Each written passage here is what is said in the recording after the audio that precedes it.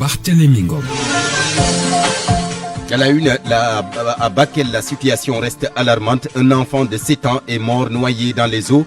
Plusieurs villages engloutis à l'image de Béli dans le Matam. À Podor, 500 hectares de périmètre agricole ont été dévastés par des eaux du fleuve Sénégal. L'arrondissement de Kaskas plus touché. Célébration ce 17 octobre de la journée mondiale du don d'organes et de la greffe du tissu humain.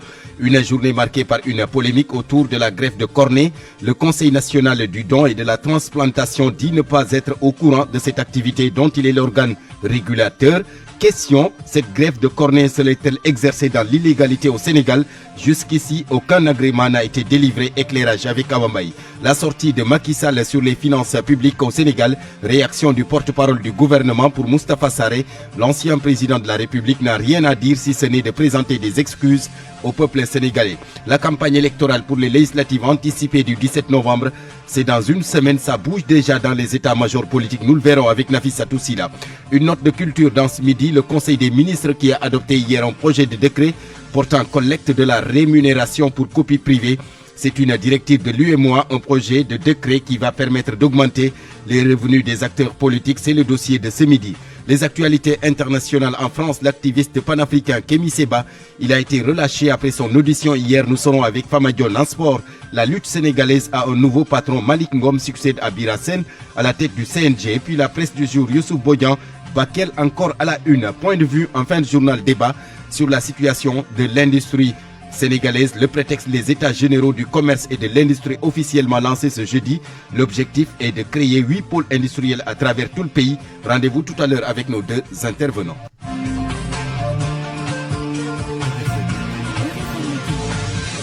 Barthélémy Ngom. Ali Ba est à la technique, bienvenue. Un enfant de 7 ans mort noyé dans les inondations à Kidira dans le département de Bakel. Pendant ce temps, la situation de la crue reste toujours préoccupante. Le village de Gafaga est complètement englouti par les eaux. Ousseynou Diop.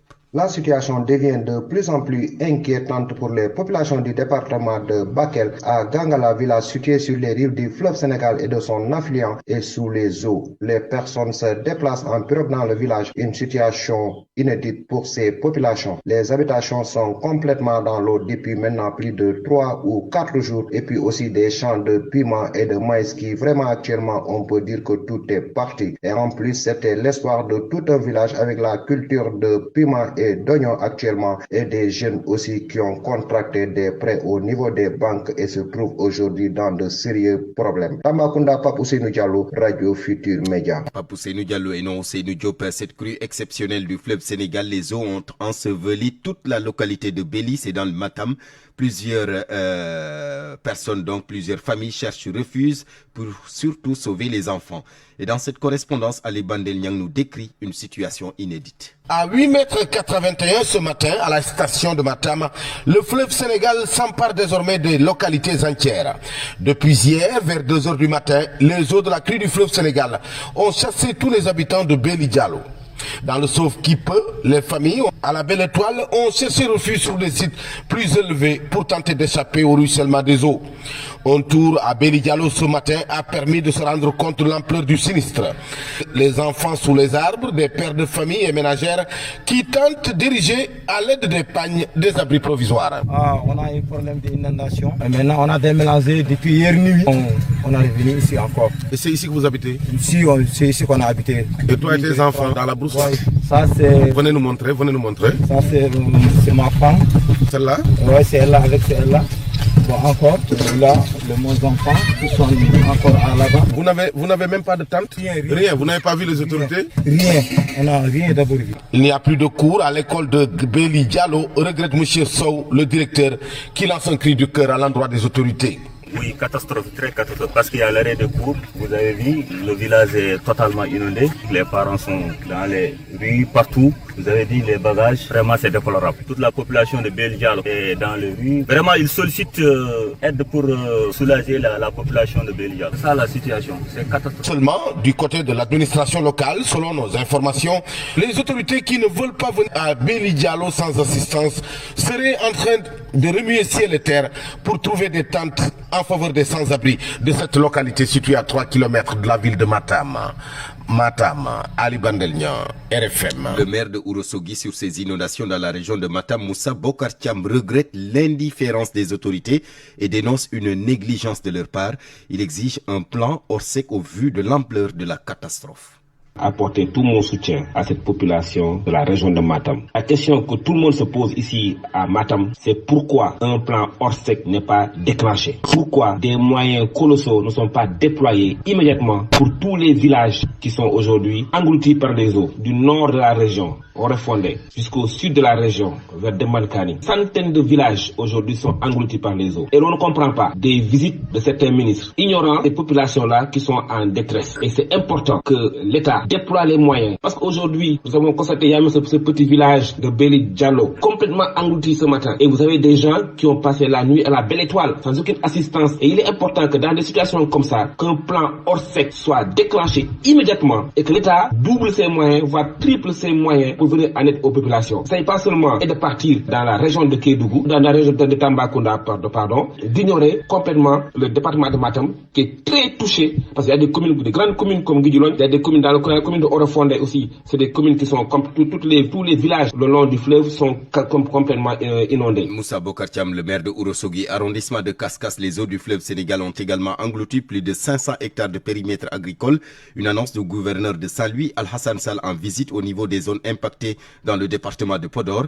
L'autorité a annoncé un relogement des sinistrés dans des endroits plus sûrs. Ils vont également bénéficier de denrées alimentaires. Al-Hassan Sall, le gouverneur de Saint-Louis. Suite au pluies, fleuve Sénégal et consécutivement au lâcher d'eau du barrage de Manantali, il nous a été signalé des difficultés dans certaines localités du département de Podor. Sur instruction de M. le ministre de l'Intérieur, rendu visite aux populations sinistrées, notamment celle de Fanaï Djeri et Fanaï Walo, où nous avons pu constater que les eaux ont pris possession d'habitations. Alors nous avons pu également constater au niveau de Fanaï des périmètres agricoles qui sont inondés.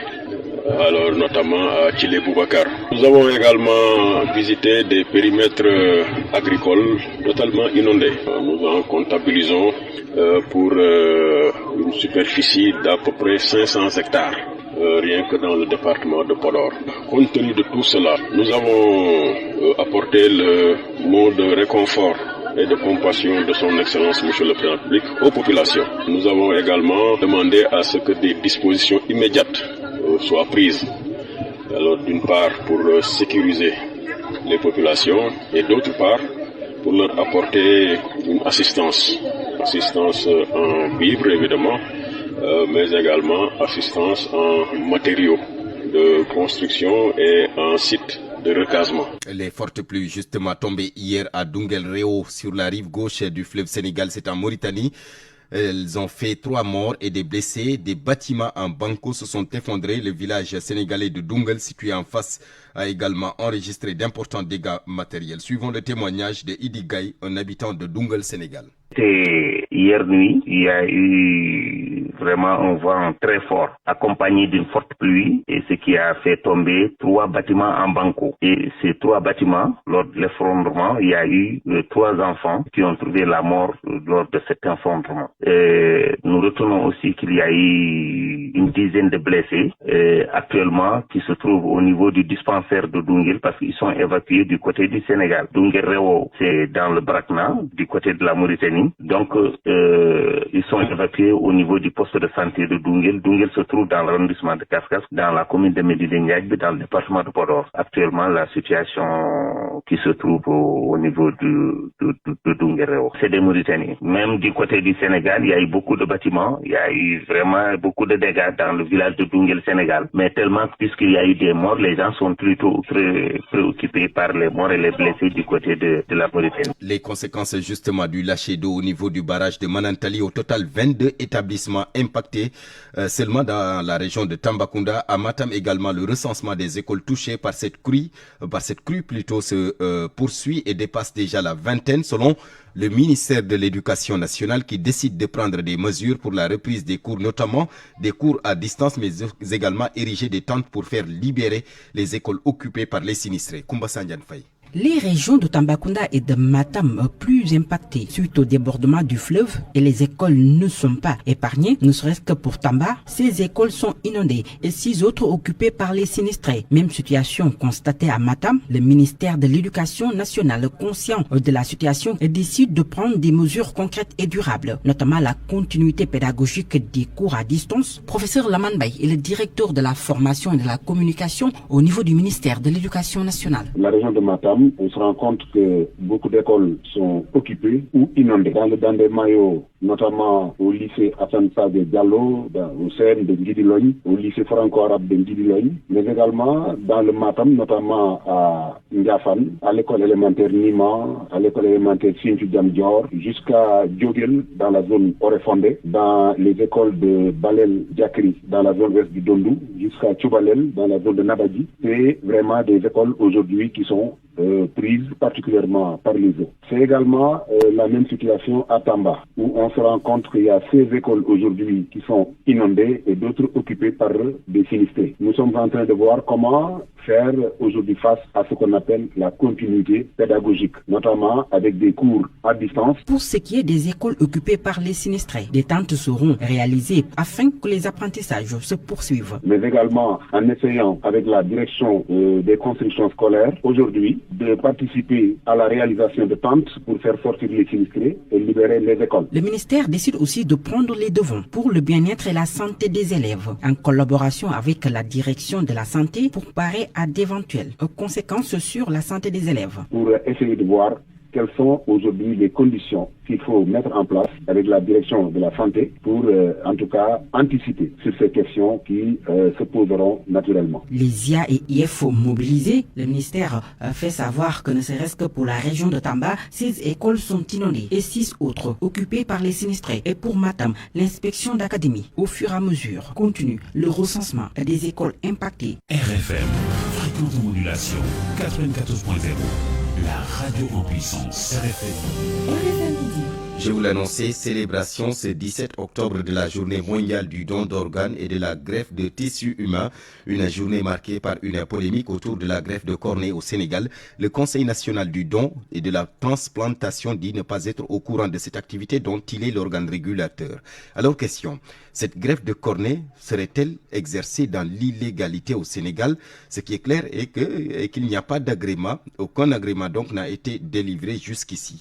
Éclairage avec Kabambaye. Le Conseil national du don et de la transplantation n'est pas au courant de la greffe de cornée réalisée dans une clinique privée d'ophtalmologie à Saly. Cette activité annoncée comme une première par le président de la République, Bassirou Diomaye Faye, qui a d'ailleurs félicité l'équipe qui l'a réalisée sur sa page Facebook. Cette structure privée n'a pas reçu un agrément du Conseil national du don et de la transplantation, qui est l'organe de régulation. Le don et la greffe sont bien encadrés au Sénégal. Pour la cornée, le processus n'est pas totalement bouclé, même s'il y a un décret et des arrêtés. Selon nos différentes sources, ce n'est pas une première. Le privé a toujours fait des greffes de cornée, mais dans l'illégalité. Le CNDT n'a jamais conduit de mission d'évaluation dans ces établissements privés, encore moins délivré un agrément. Les premières étapes de la transplantation.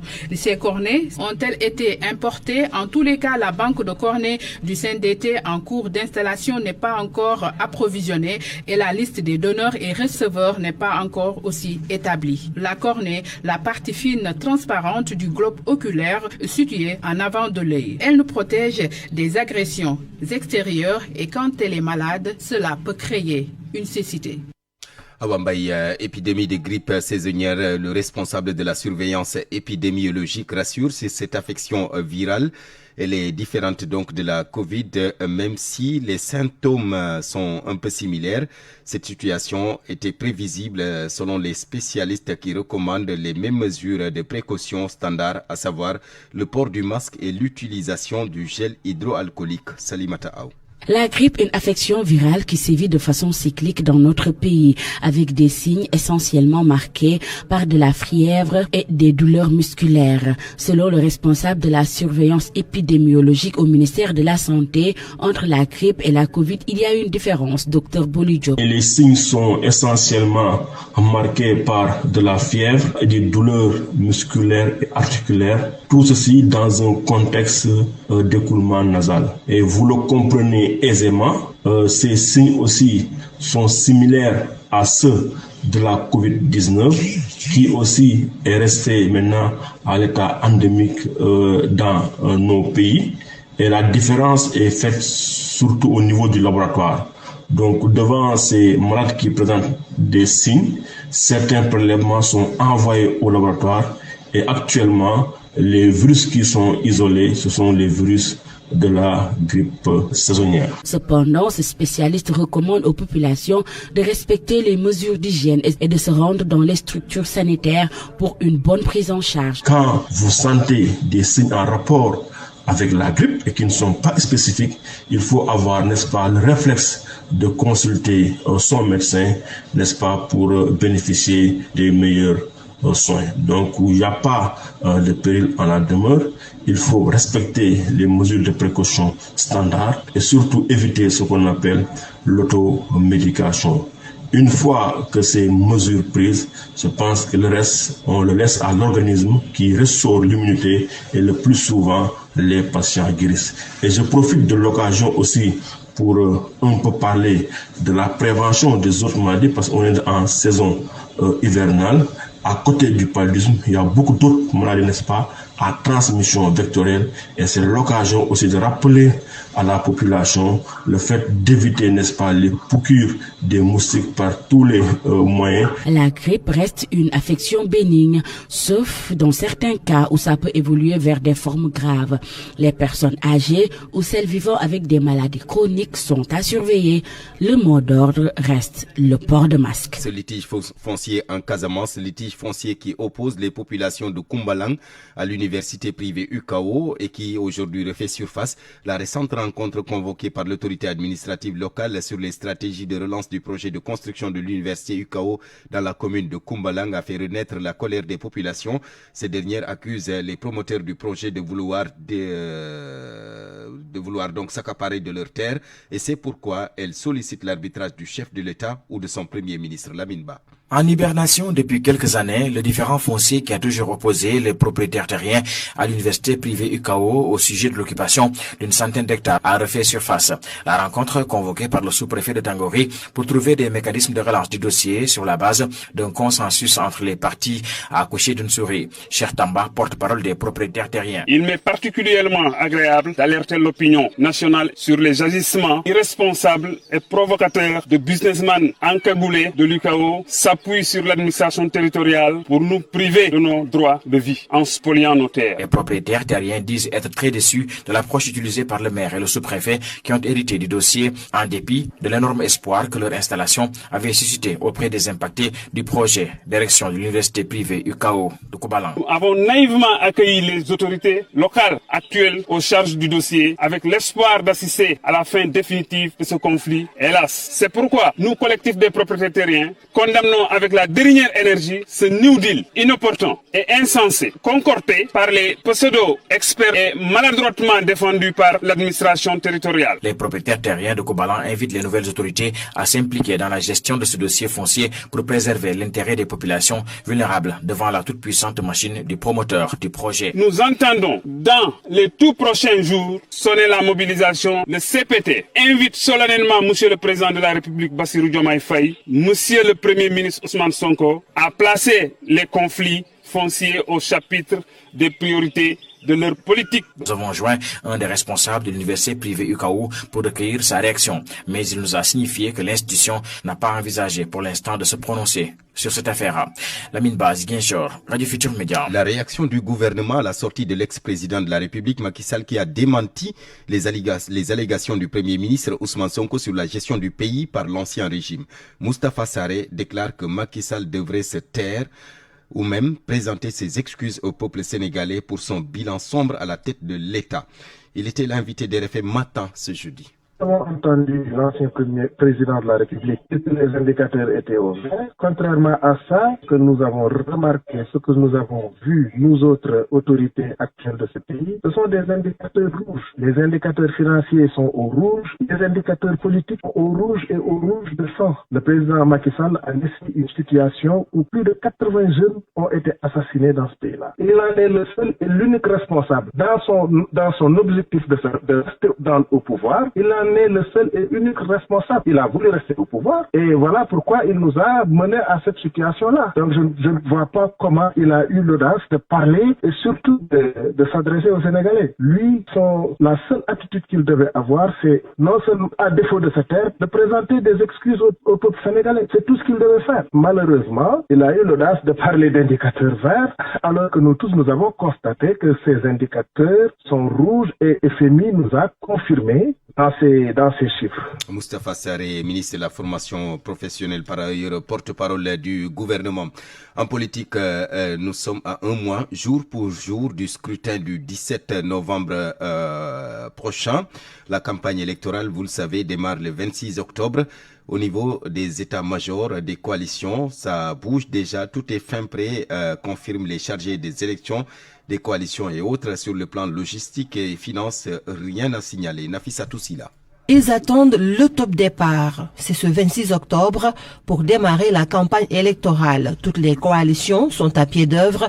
Juste quelques touches à ajuster dans la coalition Diamak Ndierigne de Amadouba, ancien premier ministre. Zahra Yantiam est sa chargée des élections. Que ce soit les mandataires, les siégeants dans les bureaux de vote, vraiment c'est le travail technique, opérationnel de l'élection, la coalition qui est à jour. Maintenant sur le plan politique, également sur le plan de la mobilisation des électeurs, de leur information, de leur sensibilisation, mais surtout du programme de mandature que la coalition Diamak Ndierigne veut nouer avec le peuple sénégalais. Nous y sommes, les départements se mobilisent. Pareil pour la coalition Naforé Sénégal, elle est aussi dans les derniers réglages.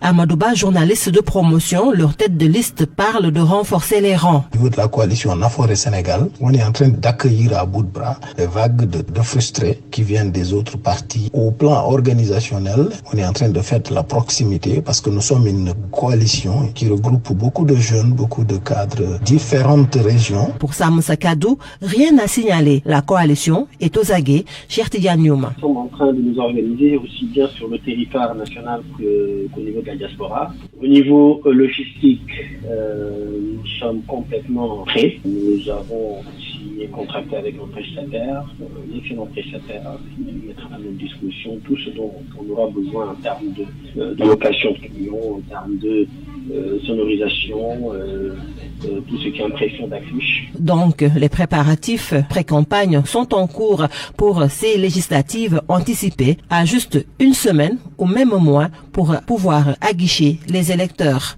RFM. L'actualité internationale. Bienvenue Fama Dione. Merci beaucoup Barthélémy. D'abord cette crise entre le Niger et le Bénin vers un dégel des relations diplomatiques. Le Bénin et le Niger poursuivent leurs efforts vers la décrispation de leurs relations. Le Niger avait envoyé une demande d'agrément pour son nouvel ambassadeur à Cotonou. Le gouvernement béninois a dit oui hier mercredi. La demande d'agrément nigérienne a été introduite après la rencontre entre les ministres des Affaires étrangères des deux pays à New York en marge des assemblées générales des Nations Unies. La réouverture des frontières terrestres est la mesure de décrispation la plus attendue parce que vitale pour les deux économies. Centrafrique, des soldats de la MINUSMA au cœur d'un scandale. C'est ce qu'a révélé une enquête publiée hier mercredi dans le journal Le Monde. Parmi les soldats mis en cause dans cette enquête, il y a des casques bleus rwandais. Sodetiam. Dans l'enquête du quotidien français et de l'agence de presse néo-humanitarienne, 19 femmes ont raconté les viols qu'elles ont subis, mais aussi les conséquences de leur vie traumatisée et stigmatisée. Certaines ont dû quitter leur famille pour fuir dans une autre ville avec leurs enfants. Les casques bleus des forces onusiennes en Centrafrique expliquent avoir mis en place des mécanismes de signalement, 42 comités locaux de prévention, un numéro gratuit ou des campagnes de sensibilisation via SMS ou des radios communautaires, mais selon l'enquête, ni les victimes ni les ONG locales n'ont jamais entendu parler de ces initiatives. L'ONU a enregistré des allégations d'abus et d'exploitation sexuelle contre plus de 730 soldats de la MINUSCA depuis 2015. Parmi les soldats mis en cause dans cette enquête, il y a des casques bleus rwandais. Ce 17 octobre 2024, l'armée rwandaise dément les faits qui leur sont reprochés. Au Tchad, le président Mohamed Idriss Déby Itno a décidé par décret de se séparer de plusieurs dirigeants de la police, de la gendarmerie, de l'armée et de la garde nationale. Ils ont tous été appelés à d'autres fonctions ce 16 octobre dans un décret présidentiel. Ces évictions suivent le limogeage du ministre de la Sécurité annoncé le 12 octobre dernier par la télévision d'État, dénonçant un climat délétère de dictature et de terreur et les risques de fraude électorale. Les partis d'opposition ont pour leur part annoncé la semaine dernière leur refus de participer aux élections législatives et communales, élections prévues le 29 décembre. Kémy Séba relâché sans poursuite après sa garde à vue en France. Arrêté et placé en garde à vue le 14 octobre dernier à Paris, le militant panafricaniste était détenu dans les locaux de la Direction générale de la sécurité intérieure, Oumou Kalsoumli. Le panafricaniste béninois Kémy Séba, qui était en garde à vue à la Direction générale de la sécurité intérieure à Paris, a été relâché sans poursuite à ce stade le 16 octobre. C'est ce qu'a indiqué le parquet français ce jeudi. Selon son avocat, M. Juan Branco, Kémy Séba était interrogé dans le cadre d'une enquête ouverte pour intelligence avec une puissance étrangère en vue de susciter des hostilités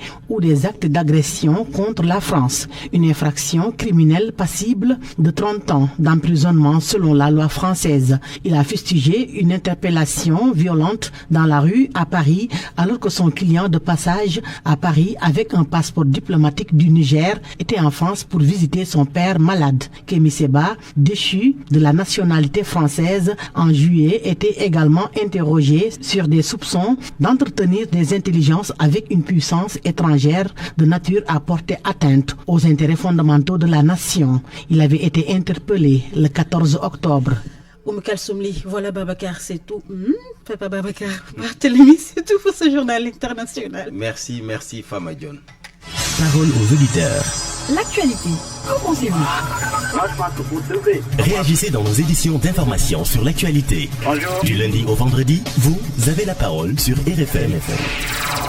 Point de vue, débat sur la situation de l'industrie sénégalaise. Le prétexte, les états généraux du commerce et de l'industrie officiellement lancés ce jeudi. L'objectif à long terme est de créer 8 pôles industriels à travers tout le pays. Rendez-vous tout à l'heure avec nos deux intervenants. Nous serons avec Assia Gaye, directrice générale du développement communautaire de la promotion de l'équité, experte en industrie, ancienne conseillère technique au ministère de l'Industrie, et le professeur Amat Ndiaye, économiste, enseignant, chercheur à la faculté des sciences économiques et de gestion FASEC de l'université Cheikh Anta Diop. RFM Sport. Malal Diane Junior, bonjour. Bonjour Barthélémy. À Saint-Louis, les supporters de la Linguère qui dénoncent la décision de la Ligue Pro. Pour fermer le stade Mawade Ouad, ce qui oblige la Linguère de Saint-Louis à aller jouer à Kébémer, puisqu'il n'y a pas un autre stade homologué dans la ville de Saint-Louis, encore moins dans la région du Nord. Ce que déplorent les supporters des Samba Linguère. Toutefois, certains invitent les autorités à trouver des solutions au plus vite à cette situation. Ousseynou Diop. La Linguère de Saint-Louis va recevoir ses matchs à domicile à Kébémer, mais cela ne surprend pas certains supporters comme Amad Diallo, ancien joueur également de la Linguère de Saint-Louis, qui a suivi toutes les rencontres de l'équipe à domicile. Maintenant, en tant que Saint-Louisien, en tant que supporter de la Linguère, en tant qu'ancien joueur de la Linguère, nous ne sommes pas du tout contents, mais on s'y attendait, parce que depuis l'année dernière, nous tous, on a constaté que cette pelouse n'était plus praticable. Pour le journaliste sportif Daouda Sen, par contre, c'est une humiliation du football saint-louisien.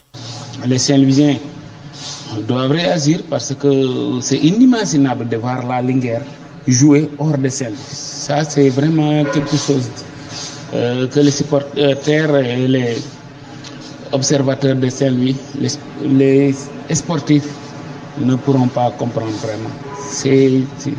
C'est difficile à expliquer. Pour Elhaji Amadou Gueye, supporter de l'équipe saint-louisienne, la mesure prise par la Ligue professionnelle et la Fédération sénégalaise de football est très lourde pour les Saint-Louisiens. Selon lui, la pelouse doit être réfectionnée par l'État sénégalais. Alors que le Sénégal vient de prendre la Coupe d'Afrique il y a de cela 2 ans, au moins il doit y avoir des retombées de ce que je pense.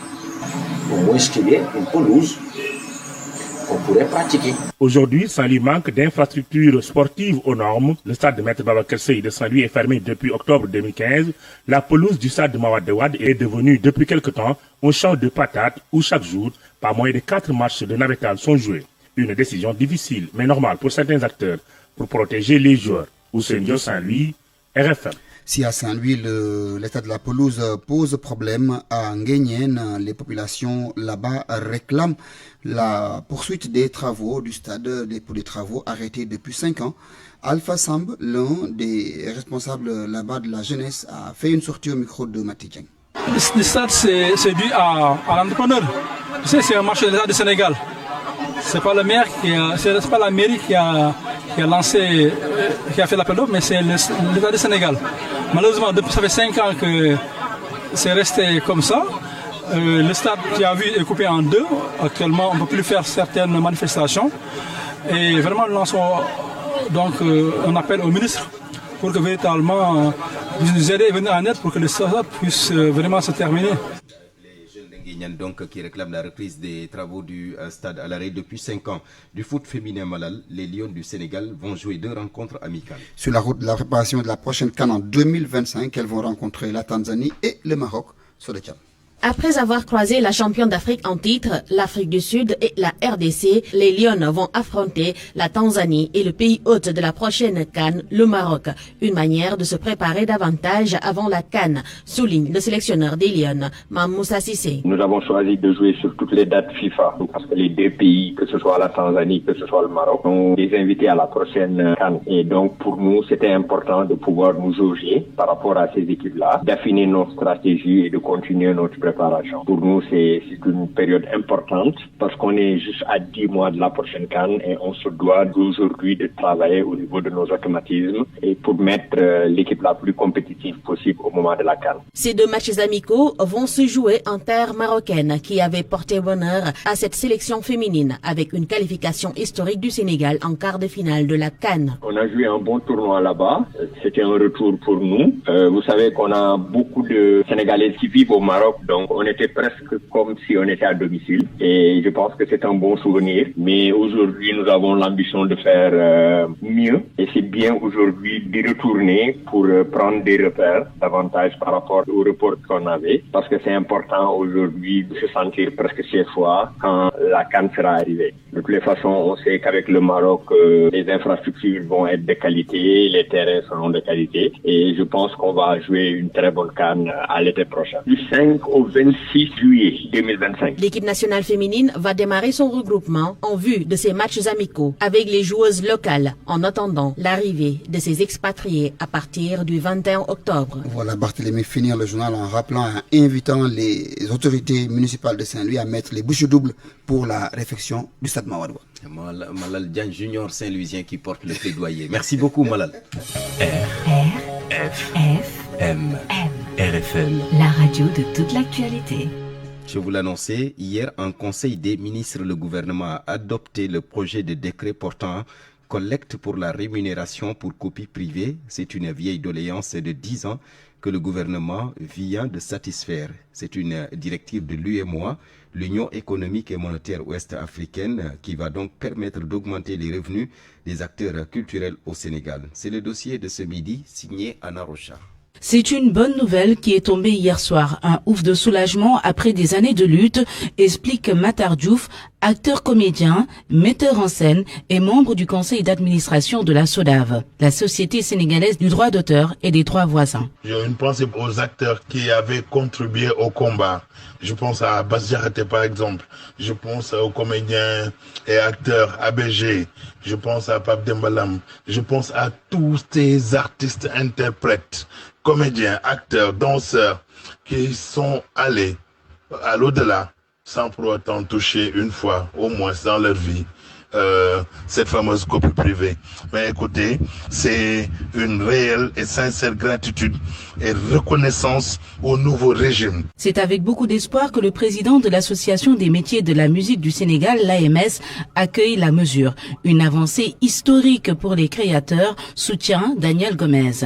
Nous ne pouvons que nous réjouir enfin que cette injustice soit réparée, car la loi sur le droit d'auteur et le droit voisin consacrait la copie privée depuis 2008. Nous félicitons bien sûr le gouvernement à travers son premier ministre et la ministre en charge de la culture qui, dès leurs premières interventions, avaient promis qu'ils mettraient tout en œuvre pour que la copie privée soit adoptée dans les plus brefs délais. Saluer l'engagement des acteurs culturels qui se sont tous réunis autour d'un comité de veille pour la mise en place de la copie privée. La rémunération pour copie privée est une redevance prélevée sur les supports d'enregistrement. Daniel Gomez explique comment ça va se passer concrètement. Sur tous les supports vierges, on parle de clé USB, disque dur, téléphone portable, décodeur, tous ces supports qui sont susceptibles d'enregistrer des œuvres des artistes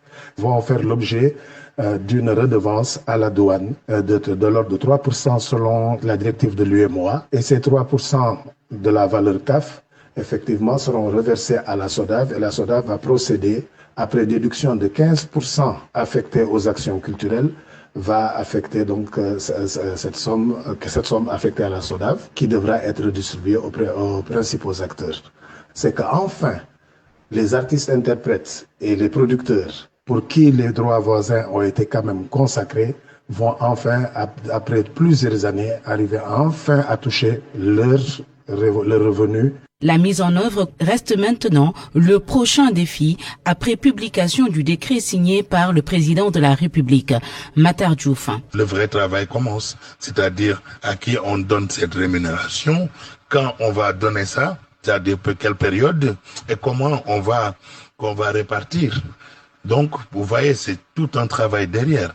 Maintenant, en ce qui concerne la population, le peuple, il y a un travail de communication, de sensibilisation, d'information. Selon l'agence de presse sénégalaise, la rémunération pour copie privée est aujourd'hui déjà effective dans plusieurs pays d'Afrique comme le Burkina Faso, le Maroc, la Côte d'Ivoire, l'Algérie ou encore le Cap-Vert. Depuis le 1er octobre 2024, seuls les stickers Rapido sont désormais disponibles dans les espaces clients Rapido de Cambérène, Thiaroye et Toulouse. Fiable et gratuit, il vous permet de passer plus vite en voie automatique.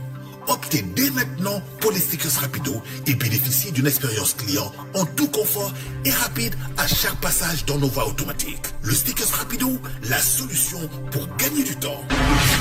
Stickers Rapido vous offre votre revue de presse. C'est avec Youssouf Boyan, bonjour. Bonjour. Le débordement du fleuve Sénégal continue de faire la une des journaux. Urgence humanitaire à Bakel, titre l'Observateur, qui fait une immersion au cœur des inondations avec les maires de Balou et Diawara. Plus de 35 000 personnes coupées du reste du pays. Le Premier ministre Ousmane Sonko annonce une enveloppe de 8 milliards de francs CFA, une aide destinée aux sinistrés de Matam et Tambacounda selon l'AS, qui informe qu'à Missira, les villages de Sal et de Badi sont complètement inondés. Les dégâts matériels sont énormes. Selon Wolf Quotidien, des centaines d'hectares de riz et de milles sont détruits. Le journal ajoute que 90% des cultures sont perdues selon la SAED. Pour Réumi Quotidien, les populations sont en situation de catastrophe. Pour l'illustrer, le journal affiche à sa une photo sur laquelle on voit une pirogue naviguant à côté des habitations. C'est à Bakel où des villages sont restés 3 jours dans le noir et sans eau. La jeunesse soninké de Dakar dénonce ce qu'elle qualifie d'indifférence des autorités. Le président Bassirou Diomaye Diakhar Faye annonçait dans les zones inondées demain vendredi et samedi. Le chef de l'État dont le gouvernement a dressé une situation catastrophique des finances publiques. Le FMI confirme le gouvernement selon Source A qui reprend la déclaration d'Edouard Gemayel, je cite.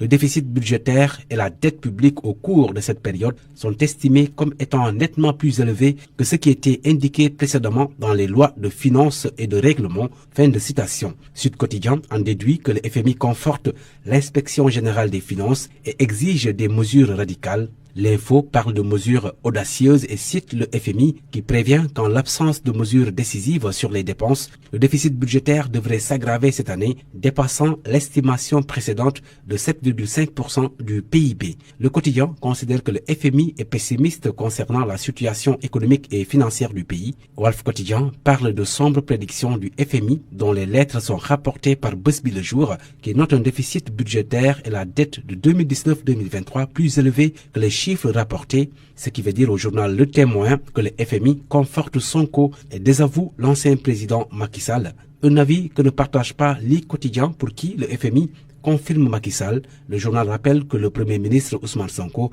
avait annoncé un déficit de 10%. Libération de son côté s'intéresse à un autre présumé scandale financier débusqué à Dakar Demdik. Il s'agit d'une nébuleuse autour du rachat d'une créance de plus de 16 milliards de francs CFA. En sport, Record fait le bilan des 4 premières journées de qualification à la CAN de football 2025. Le journal sportif du groupe Futur Média donne de bonnes notes à Khalidou Koulibaly, Pape Gueye et Sadio Mané. La colonne vertébrale a assuré selon Record. Bonne lecture à tous. Depuis le 1er octobre 2024, seuls les stickers Rapido sont désormais disponibles dans les espaces clients Rapido de Cameroun, Thiaroye et Toulouse. Fiable et gratuit, il vous permet de passer plus vite en voie automatique. Optez dès maintenant pour les stickers Rapido et bénéficiez d'une expérience client en tout confort et rapide à chaque passage dans nos voies automatiques. Le stickers Rapido, la solution pour gagner du temps.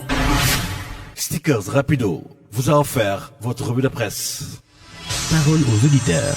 L'actualité, qu'en pensez-vous? Nous en venons maintenant à point de vue, débat sur la situation de l'industrie sénégalaise. Le prétexte, les états généraux du commerce et de l'industrie officiellement lancés ce jeudi. Une rencontre qui se tient sur 2 jours. L'objectif donc est de créer 8 pôles industriels à travers tout le pays. Pour en parler, nous sommes avec Assia Gueye. Madame Gueye, bonjour. Bonjour. Vous êtes la directrice générale du développement communautaire et de la promotion de l'équité, experte également en industrie, ancienne conseillère technique au ministère de l'Industrie. Notre deuxième intervenant, le professeur Amat Ndiaye. Professeur, bonjour. Bonjour. Économiste, enseignant, chercheur à la faculté des sciences économiques et de gestion FASEC de l'université Cheikh Anta Diop de Dakar. Alors, honneur aux dames, professeur, on laisse la parole d'abord à Assia Gueye, directrice générale du développement communautaire de la promotion de l'équité.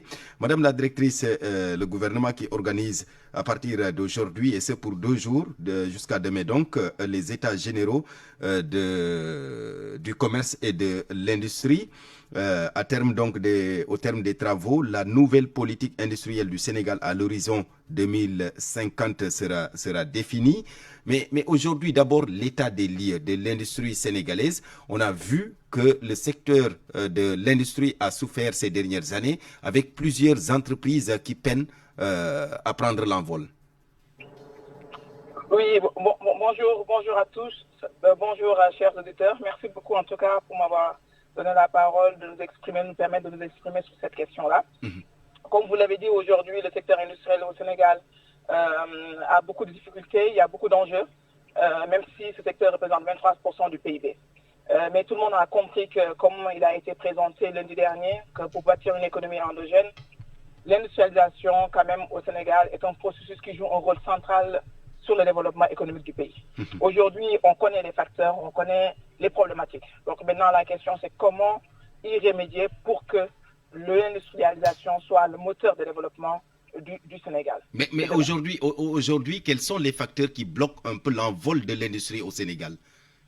Alors, il y a plusieurs enjeux. On sait très bien qu'aujourd'hui, il y a la problématique des facteurs de production. On en a parlé. Je pense que Victor Ndiaye en a parlé lundi. Aujourd'hui, il nous faut avoir accès à de l'énergie de moindre coût. Aujourd'hui, c'est un problème. On a des problèmes de connectivité aujourd'hui. C'est-à-dire qu'après la production, comment pouvoir exporter. On a l'autre problème aussi, c'est les problèmes de marché aujourd'hui. Donc, il y a le choix en disant qu'est-ce qu'on fait une industrialisation de substitution ou on fait une industrialisation de transformation des matières premières en interne pour une consommation, ou est-ce qu'on s'insère dans les chaînes de valeur mondiale. Donc toutes ces questions-là sont des questions très importantes. Et encore une fois, comme on le dit, quand on industrialise, c'est pour un marché. Quel est ce marché qu'on va attaquer? Où est la forte valeur ajoutée? Aujourd'hui aussi, quand on est dans l'industrialisation, ce qui est important d'avoir en tête, nous, le Sénégal, l'option que l'on veut, c'est d'être positionné là où il y a le plus de la valeur ajoutée. Donc là où on peut capitaliser le plus. L'autre chose aussi, il faut qu'on se le dise, quand on parle d'industrialisation, l'État met des politiques, mais c'est une histoire aussi de personnes. L'État n'a pas pour vocation de créer des industries. L'État accompagne pour la création de ces industries. Donc il nous faut aussi des industriels, il nous faut des capitaines d'industrie. En quelque sorte, faire en sorte que l'environnement soit favorable.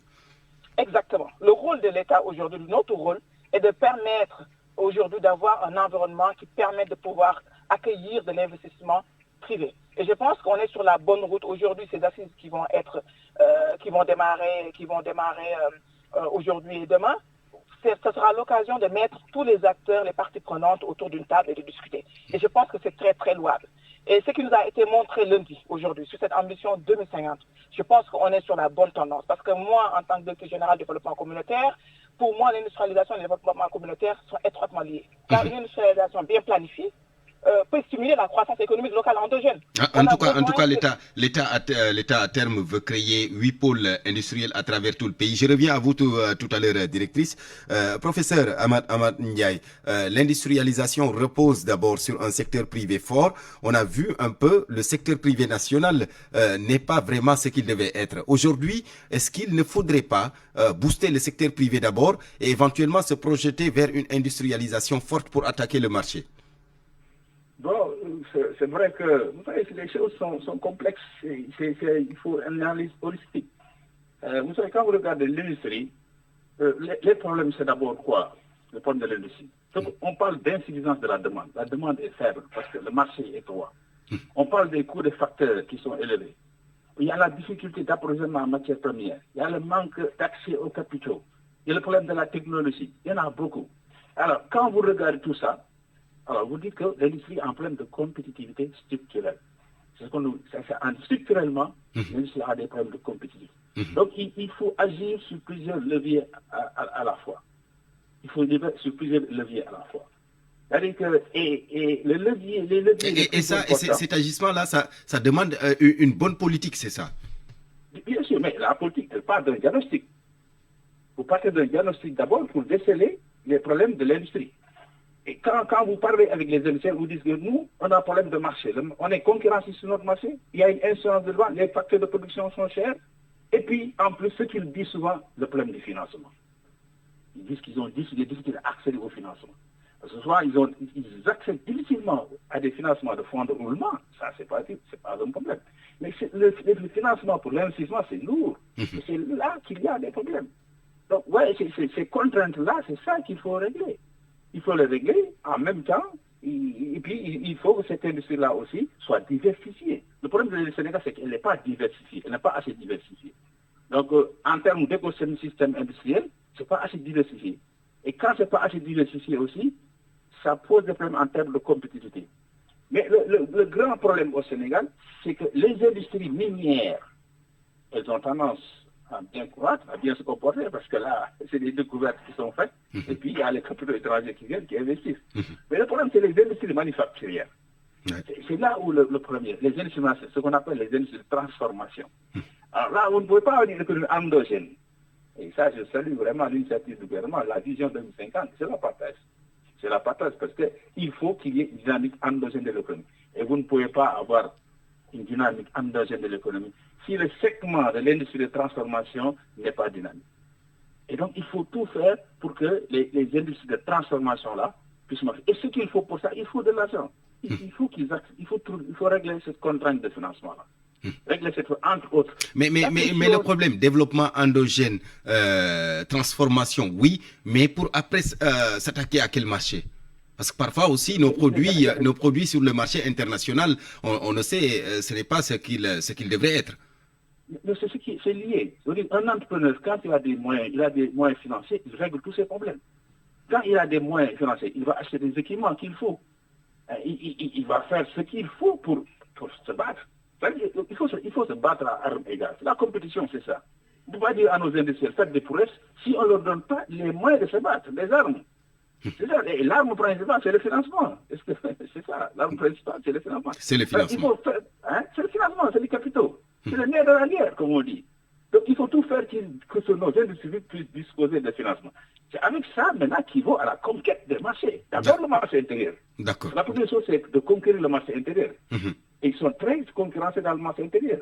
Parce que ils ont des équipements vétustes, ils n'ont pas assez de moyens pour faire. Donc, c'est ça qu'il faut faire.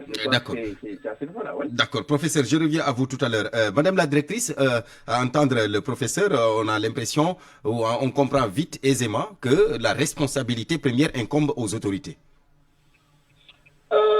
Bon, moi je ne dirais pas qu'aux autorités, parce que comme il l'a dit, je pense que l'industrialisation aussi c'est un problème du secteur privé. Il nous faut un secteur privé fort. Aujourd'hui, je suis d'accord. L'enjeu majeur... Oui, mais ça appartient également à l'État de renforcer ce secteur privé. Bien sûr, ce que je dis, c'est-à-dire que ce que j'ai dit dans mes propos avant, c'est-à-dire que l'État doit s'assurer aujourd'hui que les secteurs prioritaires sont bien définis, que les infrastructures sont en place, que ces zones économiques sociales, avec les avantages qu'il faut, c'est en place, l'énergie, ce qu'on doit faire sur les facteurs de production. Il y a un autre aspect qu'on oublie tout à l'heure quand mon collègue parlait, c'est aussi le manque de qualification de la main-d'œuvre, l'insuffisance d'infrastructures. Aujourd'hui, sur ces aspects-là, l'État, effectivement, va mettre en place des politiques fortes de formation, etc. Mais encore une fois, je dis aujourd'hui, il y a aussi, il faut, comme on a aussi en charge de la solidarité, je me dis qu'aujourd'hui, des capitaux existent au niveau du Sénégal. Il y a des hommes et des femmes qui sont capables d'investir, mais qui ne sont pas rassurés parce qu'ils n'ont pas ce knowledge d'investissement dans l'industrie. Parce que c'est l'industrie, il faut de la maîtrise, c'est un processus, c'est de l'ingénierie. Il faut comprendre quelles sont les dynamiques. Et c'est sur ce point-là où je dis que l'État va faire des efforts et l'État va y travailler encore plus. Et c'est sur cet aspect-là qu'on doit travailler. C'est-à-dire permettre de virer de cette population commerciale à une population industrielle. Et c'est un processus. Tout le monde n'est pas industriel. C'est pas parce qu'on a longtemps vendu, je dis n'importe quoi, de la tomate, on a un marché qui fait plus de 500 tonnes de tomates par mois qu'on va aller mettre une industrie qui fait de la tomate. Vous voyez ce que je veux dire? Donc c'est une culture. Comme par exemple, je donne un exemple, aujourd'hui l'Allemagne, ils ont travaillé des décennies pour avoir cette culture industrielle. Le Maroc, quand on parle encore une fois de marché, comme l'a dit tout à l'heure le professeur Ndiaye. Effectivement, mais moi je crois qu'aujourd'hui l'industrialisation, c'est aussi la compréhension des chaînes de valeur mondiale. Comment on s'insère dans ces chaînes de valeur mondiale? Aujourd'hui, l'industrie extractive nous donne une occasion. On l'a dit lundi. Aujourd'hui, l'industrie extractive va nous permettre de pouvoir transformer, avoir d'autres sous-produits. Avec ce pétrole-là, il faut impérativement qu'on se batte pour que ces matières premières soient transformées. Ça nous permettra de développer d'autres industries. Plastique, fibres synthétiques, solvants, détergents, peinture. Tout ça sont des possibilités d'industrie. Mais je suis d'accord, il faut des capitaux pour pouvoir faire cette industrie lourde.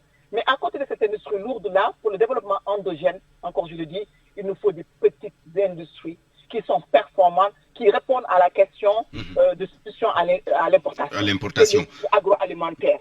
Aujourd'hui, l'agriculture, l'industrie agroalimentaire doit être très endogène, très liée là où sont nos communautés. Pour quelqu'un qui veut travailler, qui est au niveau de Joal, qui veut travailler, ne puisse pas voyager plus de 10 km, 20 km, 30 km pour aller en lieu de travail, avoir un emploi décent.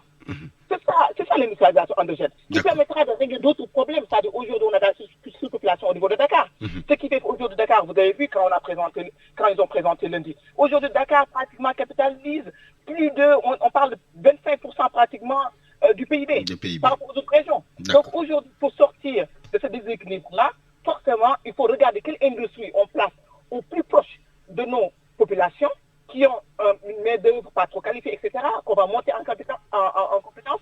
Quel type d'industrie on va placer en transformation avec l'industrie extractive et surtout les facteurs de production. Les facteurs de production. Merci beaucoup, Madame la Directrice. Voilà. Malheureusement, nous sommes rattrapés par le temps. Professeur Ndiaye, je termine avec vous. C'est des prévisions à long terme. Dans le court terme, aujourd'hui, on sait que le monde marche, ça bouge. Le Sénégal a des potentialités, mais malheureusement, peu exploité.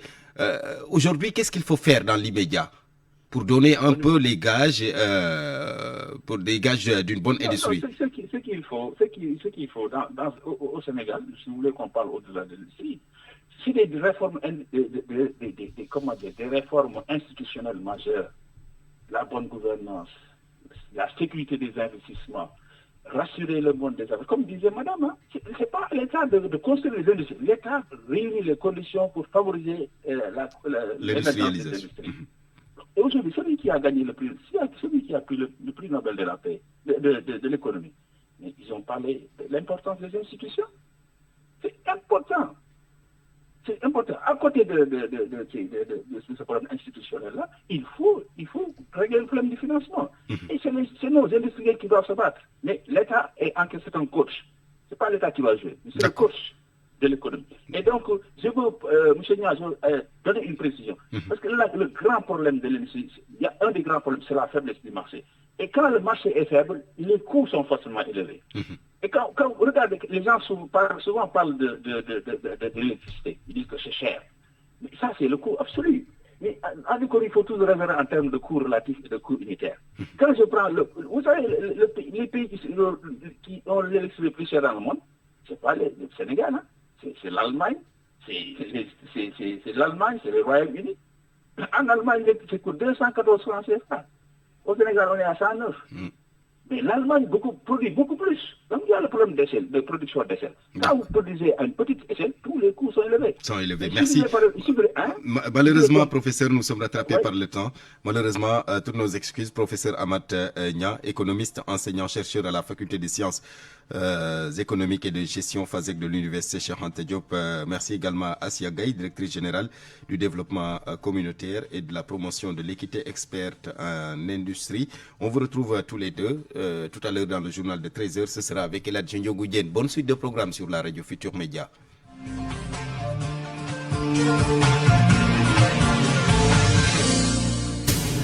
Publicité sur RFM.